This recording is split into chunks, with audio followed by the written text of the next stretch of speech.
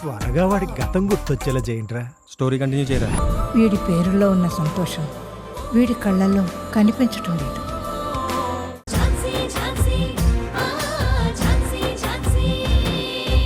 రాణి, రాణి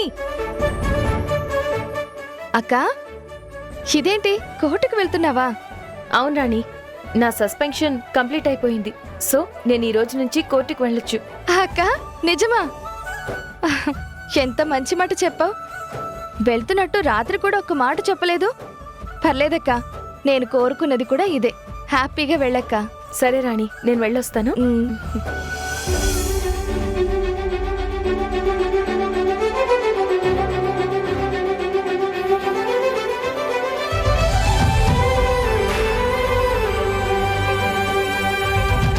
గౌతమ్ గారు, ఎందుకు వచ్చారు? నేను తప్పు చేశాను కదా. నాలాంటి వాళ్ళ దగ్గరికి మీలాంటి వాళ్ళు రాకూడదు. వస్తే మిమ్మల్ని కూడా తప్పు పట్టే అవకాశం ఉంటుంది. నాకంటే ఈ కష్టాలు అవమానాలు అలవాటైపోయాయి. దయచేసి ఇంక రాకండి. ఝాన్సీ, నువ్వు తప్పు చేసావని నా కుటుంబంతో పాటు ఈ ప్రపంచం అంతా కూడగట్టుకొని నమ్మినా కూడా నేను నమ్మను. ఎందుకంటే నీ మీదున్న నమ్మకం అలాంటిది. నువ్వేంటో నాకు బాగా తెలుసు. నువ్వు ఇలాంటి వాటికి ఫీల్ అవ్వద్దు. లైఫ్ అన్నాక ఇలాంటి కష్టాలు వస్తుంటాయి, పోతుంటాయి. కానీ మనం వాటిని ఎదుర్కోవడానికి ఎప్పుడు సిద్ధంగా ఉండాలి. బావా, ఈ పరిస్థితి అక్క జీవితంలోకి దానంతట అదే రాలేదు. ఆ ప్రియాంక వల్ల వచ్చింది. మీ ఇద్దరిని దూరం చేయడానికి స్వీటీ వంశీల్ని మాయ చేసి ఇదంతా చేసింది. పాపం చిన్నపిల్లలు కదా, వాళ్ళకి తన మాయ అర్థం కాక తను చెప్పమన్నట్టు చెప్పారు. ఝాన్సీ, ఏంటి రాణి చెప్పేది నిజమా?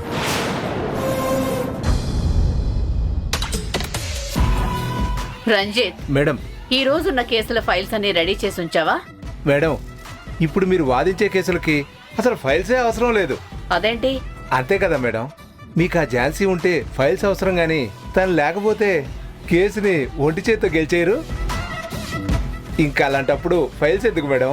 వేస్ట్గా మూతబరువు తప్ప. అందుకే భద్రంగా అన్నీ ఒక చోట మూట కట్టి పెట్టా. మూట కట్టాల్సింది ఫైల్స్ కాదు, నిన్ను రంజిత్. అదేంటి మేడం అలా అన్నారు? ఇప్పుడు నేనేం చేశాను? ఇప్పుడు మిమ్మల్ని పొగట్టం కూడా తప్పేనా? పొగిడావా? ఎక్కడా? ఝాన్సీ ఉంటే నాకు ఫైల్స్ అవసరం, తను లేకపోతే అవసరం లేదా? ఆ చెత్త నోరేసుకొని ఇలాగే వాగుతూ ఉండు. ఏదో ఒక రోజు పీక పిసికి బావిలో పడేస్తా. దరిద్రం పోతుంది. మేడం అది కాదు మేడం. ఏది కాదు?